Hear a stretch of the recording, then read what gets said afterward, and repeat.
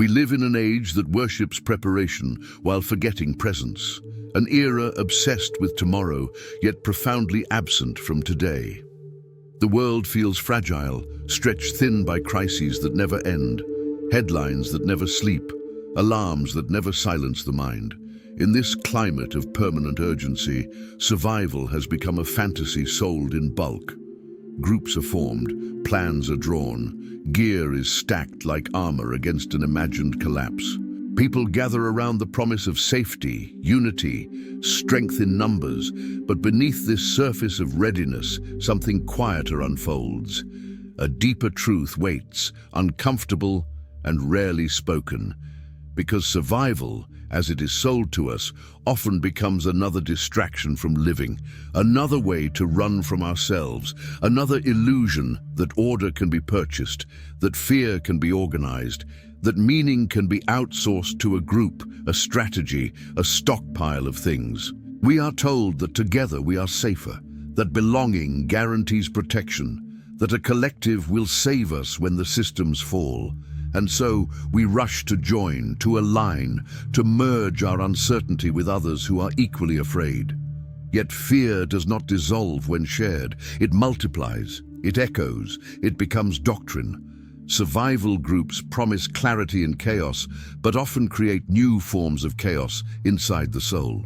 They replace silence with constant planning, simplicity with endless complexity, trust in life with suspicion of everyone outside the circle.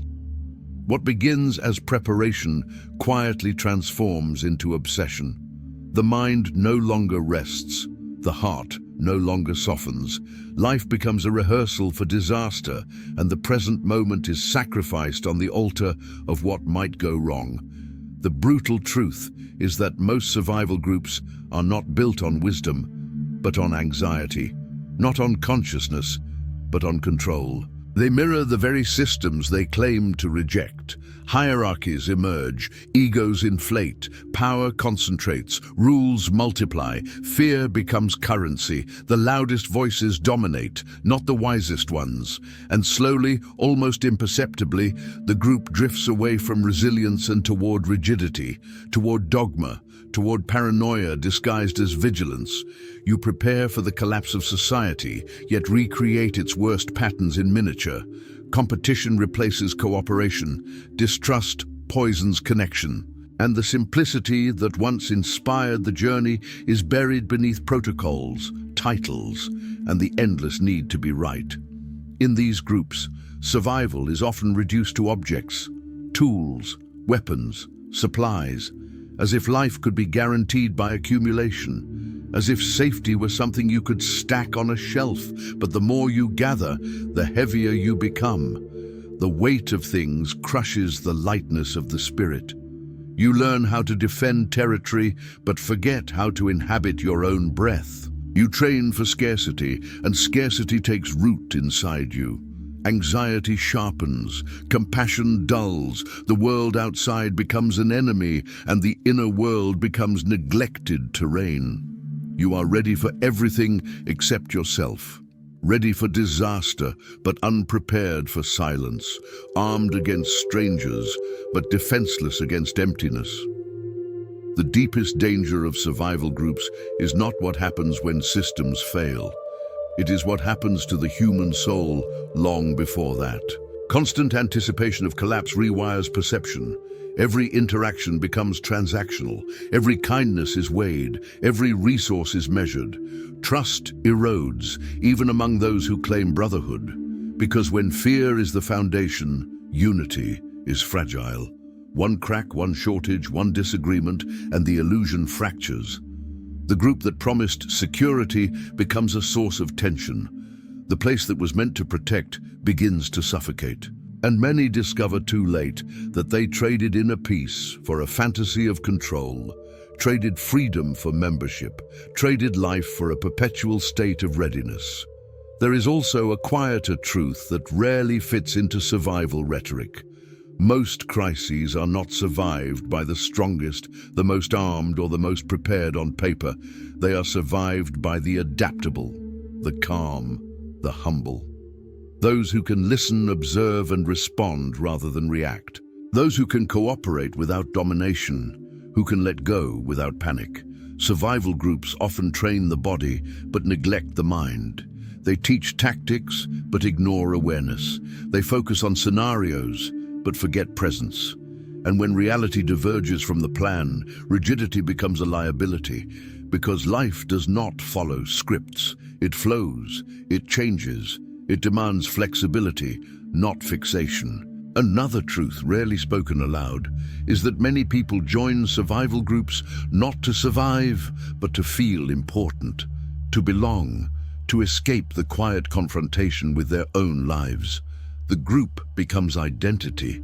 Purpose is borrowed instead of discovered. Fear gives meaning where emptiness once lived, and this is perhaps the most brutal irony of all. In preparing for the end of the world, many abandon the only world that truly exists, the one happening now, the breath, the sky, the simple miracle of being alive without agenda. The mind is always elsewhere, rehearsing catastrophe, while life passes unnoticed, unappreciated, unlived. Yet there is another way to understand survival, a quieter, deeper way that does not rely on fear or accumulation. True survival begins with simplicity, with the ability to need less, not more, to move lightly through uncertainty, to trust your capacity to adapt rather than your inventory to protect. It is found in presence, not paranoia, in awareness, not aggression, in community rooted in compassion rather than suspicion. The most resilient humans in history were not those with the biggest stockpiles, but those with the deepest connection to themselves, to each other, and to the rhythms of life.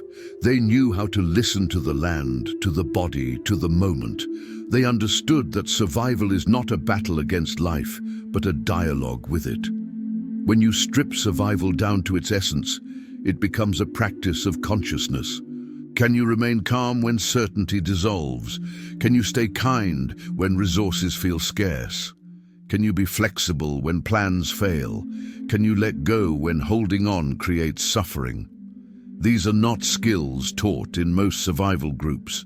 They cannot be drilled or weaponized. They are cultivated in stillness, in simplicity, in a life not cluttered with excess, fear, or constant noise. A life where you know yourself deeply enough that chaos does not steal your center. Where you carry your shelter inside, not on your back. There is a silent rebellion in choosing this path, in refusing to live as if collapse is the only truth worth preparing for, in choosing to be fully alive instead of perpetually on guard. This does not mean ignorance or naivety. It means balance. Awareness without obsession, preparation without fear, community without control. It means understanding that no group, no plan, no fortress can replace inner resilience. That the greatest survival skill is presence, the ability to meet reality as it is, not as your fears imagine it to be, to respond with clarity rather than panic, to act from wisdom rather than reflex. In the end, the brutal truth about survival groups is not that they are useless, but that they are incomplete. They prepare the outer world while neglecting the inner one. They teach you how to endure collapse, but not how to live before it arrives. And perhaps the greatest act of survival today is not preparing for the end, but refusing to let fear steal the present. Choosing a life of less noise, less accumulation, less illusion. Choosing depth over defense, consciousness over control.